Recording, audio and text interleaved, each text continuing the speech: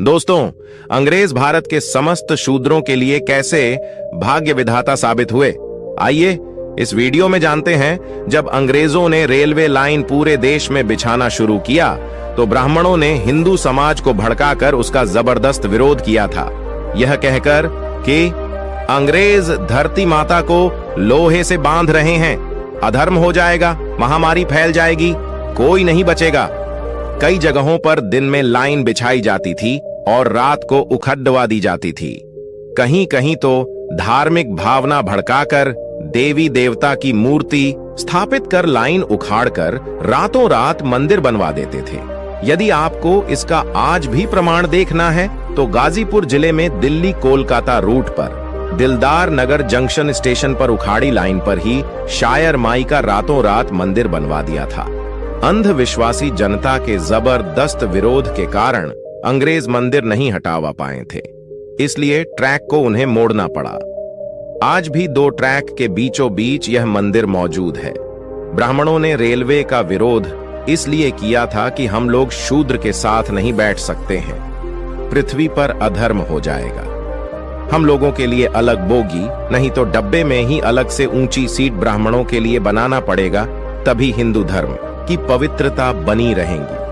ब्राह्मणों के विरोध के बावजूद अंग्रेजों ने रेलवे के रूप में बहुत बड़ा उपक्रम भारतीयों को दिया, एक नरबली, जो कि शूद्रों की दी जाती थी। अंग्रेजों ने इसे रोकने के लिए 1830 में कानून बनाया था। 2 ब्राह्मण जज पर रोक। सन 1919 ईस्वी में अंग्रेजों ने ब्राह्मणों के जज बनने पर रोक लगा दी थी। अंग्रेजों ने कहा था कि इनका चरित्र न्यायिक नहीं होता है। 3 शासन में ब्राह्मण को शासन व्यवस्था पर ब्राह्मणों का 100% तक कब्जा था। अंग्रेजों ने इन्हें 2.5% पर लाकर खड़ा कर दिया था। 4 संपत्ति का अधिकार। अंग्रेजों ने अधिनियम 11 के तहत शूद्रों को 1703 ईस्वी में संपत्ति रखने का अधिकार दिया था। 5 देवदासी प्रथा अंग्रेजों ने ही बंद कराई। इस प्रथा में यह होता था कि शूद्र समाज की लड़कियां मंदिरों में देवदासी के रूप में रहती थीं। पंडा पुजारी उनके साथ छोटी उम्र में बलात्कार करना शुरू कर देते थे और उनसे जो बच्चा पैदा होता था उसे हरिजन कहते थे।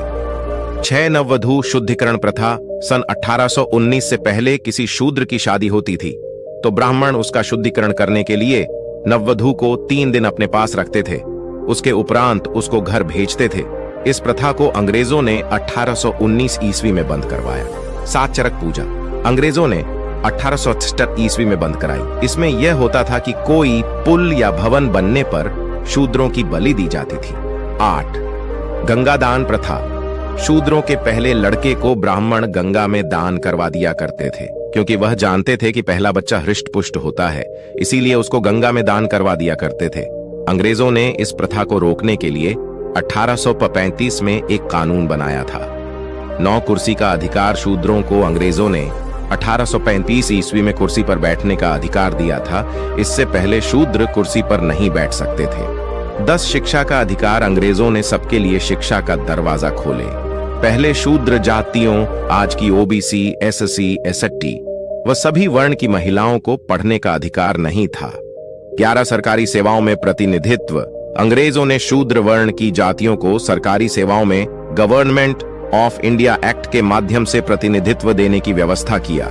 अतः अंग्रेजों ने शूद्र, अतिशूद्र जातियों के हितों को ध्यान में रखते हुए अनेक सामाजिक, आर्थिक और राजनैतिक सुधार किए थे। First India act, second India act, अंत में संविधान को बनवाने में अंग्रेजों की काफी अहम भूमिका रही थी। महात्मा ज्योतिबा फुले ने तो यहां तक कह दिया था कि शूद्र अतिशूद्र के लिए अंग्रेज भगवान बनकर आए हैं। दोस्तों, अगर वीडियो पसंद आया हो तो चैनल को सब्सक्राइब कर दे और लाइक कर दे और शेयर करें। आपका दिन शुभ हो। जय भीम।